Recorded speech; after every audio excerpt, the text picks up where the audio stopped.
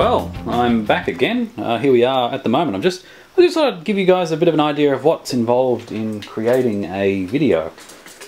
Because, let's be honest, I had no idea when I started, and if you go back and look at my early videos, you will see that I had no idea what I was doing.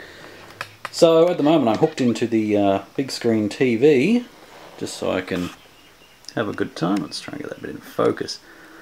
So I use Final Cut, which is not a bad program. It is a little bit unstable on my computer because it's so old and underpowered. I'm running a Core 2 Duo, which is much less than ideal. So at the moment we're making just got a basic video down here in the timeline, just down the bottom area.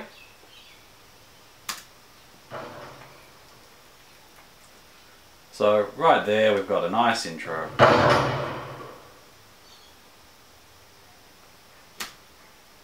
And a couple of different things here. So we've got a couple of different pictures that we can manipulate to make look nice. I tend to keep mine quite simple because Final Cut's really buggy on my computer.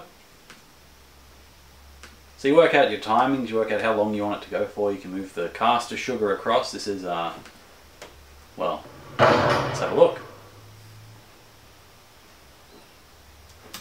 Cinnamon donuts. All about cinnamon donuts. So this video should have been uploaded before this one if I care about continuity at all, but you never know. So you can shift them around wherever you want. You can have transitions to fade them in, fade them out. There's a lot of transitions. Let's see if we can get one of these.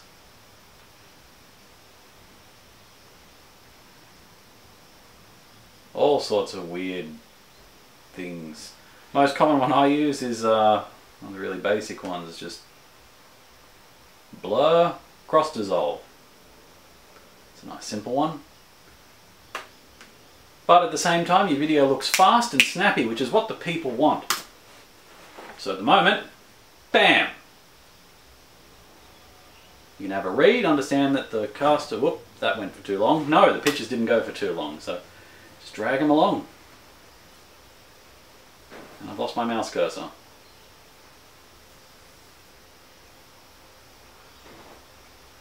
Okay, I found it on this screen. How do I get back to... There we go. So one of the good features about Final Cut is snapping, which is the N key usually, which lets it line up with everything else. So I could have everything line up with the final frame there.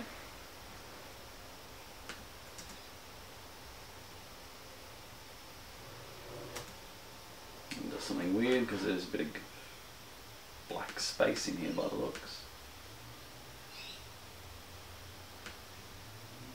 Ah, there we go. Nothing kickstarts the day like some... Boom! Now I can choose to fade that in. A good trick when you're editing with multiple clips is to leave a 2-second gap at the beginning, or a 1 to 2 second gap. If you have a listen here, no.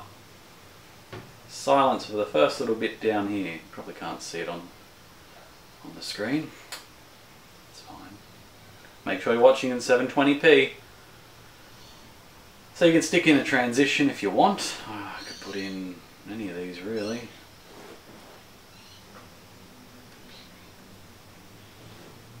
Is this Star Wipe? Leaves. Leaves is always a good one. Oh, there's a lot.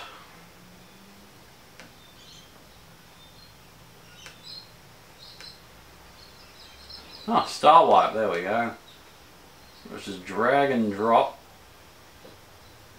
It'll complain there's not enough space. That's fine, because I left space at the beginning and it looks like it cropped. Wrong. Oh, where is that right? Let's see what happens.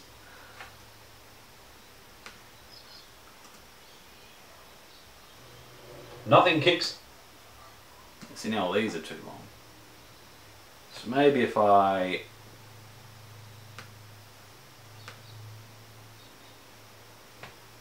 use the blade tool, which cuts clips. Turn off snapping.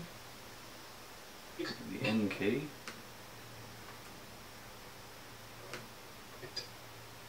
Dump star wipe on that.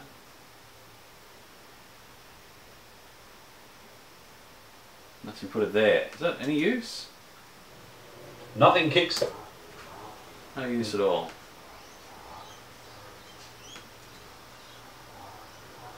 No. It's one of the reasons I enjoy making videos so much. It's because half the time you don't know if you're doing something wrong or if the software is just buggy as all hell.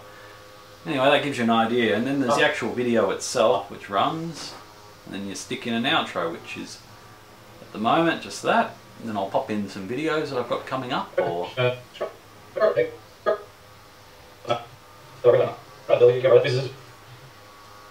it's just a bit of a behind-the-scenes look.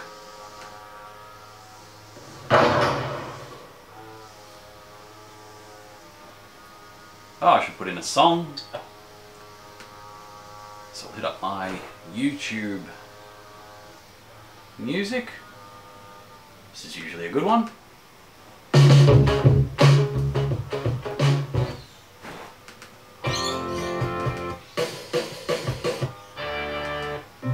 There's quite a few in here, thanks to YouTube for making them free and the people who created them. Of course. That's a nice one, gotta find out. So we'll pop that down. And the best thing is with music is, to make it sound different, I found you just go and pick a random spot in the song, do a bit of a blade tool, cut it, delete the front of it, so you start pretty much in the middle, drag it right back to the beginning. If you have a look at the audio waves, the volume, you can actually tell where it sort of starts to fade out the intro.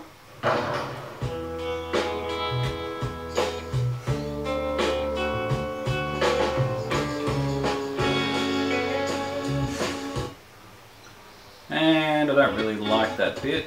Kickstart today like some good old...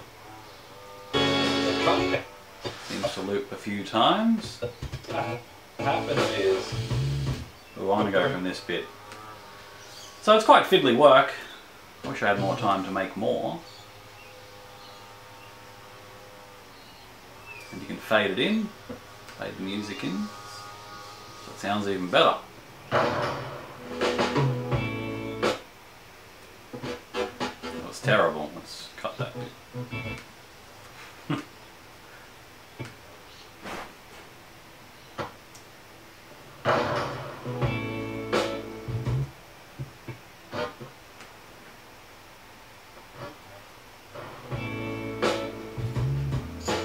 Very easy going.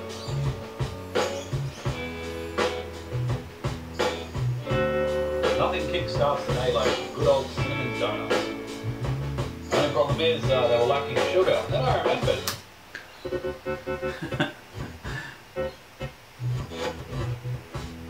It's got audio scrubbing, video scrubbing. Nothing kickstarts. It's very handy. So just sort of cut there, we'll delete that bit. And fade it out just before the sound comes in. Nothing kick. Maybe that was a bit too quick. Nothing kickstarts the... Probably make that a bit longer.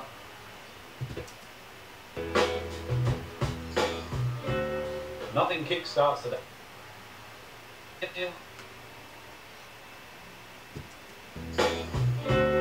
Nothing kickstarts the day like a good old cinnamon donut. That's way too long, but it's got some nice beats. Nothing kickstarts the day like some good old cinnamon donuts. And there you go. That's how you make the intro. So the intro is it's actually pre-rendered using Blender, which is a I did that quite a while ago, actually. And that was very painful. The rendering process took so long. It's amazing how slow it can be on a slow computer.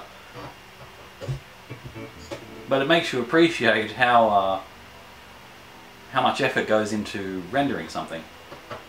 I mean, I didn't create that from scratch either. That was a template that was pretty much edited. Didn't work 100%. There's meant to be green smoke rising at the back. Oh well.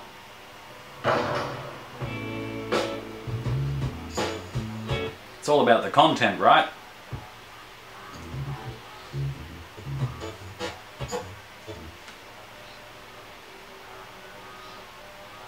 Turn snapping back on.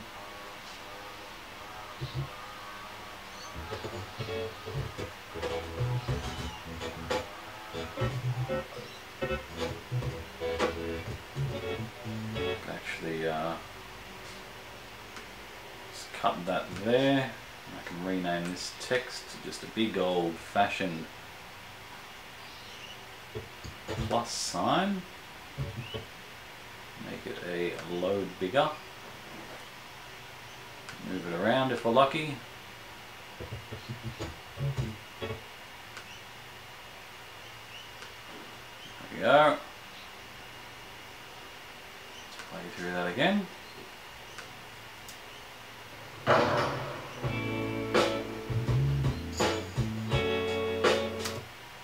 Very nice. Actually shrink this one back, grow this one a bit.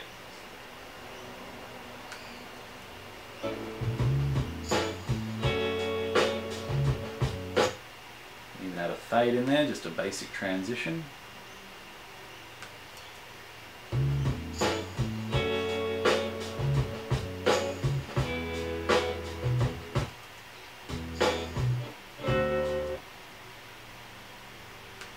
If we don't like that, we can shrink this one back a little bit.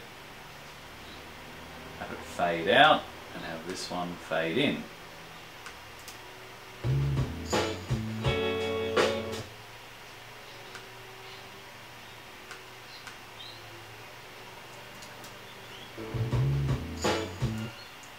I mean, even with this, what you can then do is you can move these along a little bit on the timeline. And say we want to do bowl plus caster sugar. Move the caster sugar along a little bit. In theory, you can do that. So this is Final Cut 10.1, which actually has quite a few improvements over the old Final Cuts. And you might have noticed that there was a big gap there. That's because I ran out of film, because there is a 4 gig limit with this particular card and format.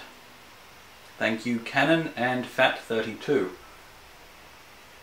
So that about wraps up what I wanted to show you. I'll just show you what we've ended up with here. We'll go right from the top. Might as well.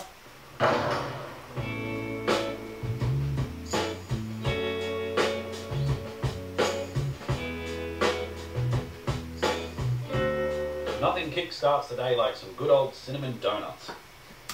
And there you have it. Only problem is they were lacking sugar. And then I remember.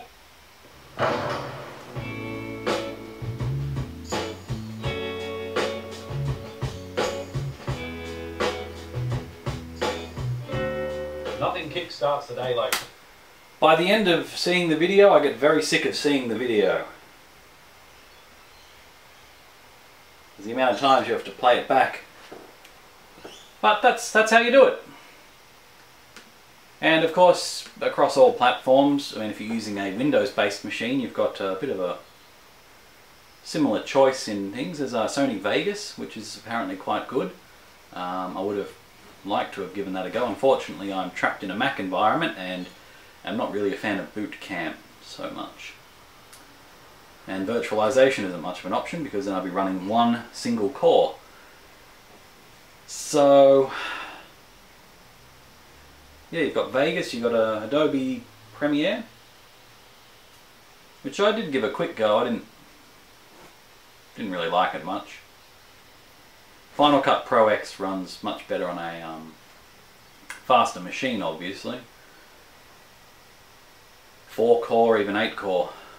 Definitely 8 core. Yeah, so thanks for watching. Hope you learned a thing or two about what happens behind the scenes when I make a video. And why it takes me so long. One of the other problems I have a lot of the time is that I run out of hard drive space. Because I go ahead and I create so much video and then have nowhere to put it. Which becomes quite a problem. Anyway, don't forget to subscribe. Hit me up if you have any questions. I probably will see them and think about replying to them and then forget. So my apologies in advance. Oh, and like the video. Merry Christmas. It's January. The US did get them. If we were looking at a US version, we'd be looking at a PAC-S10 from what I understand.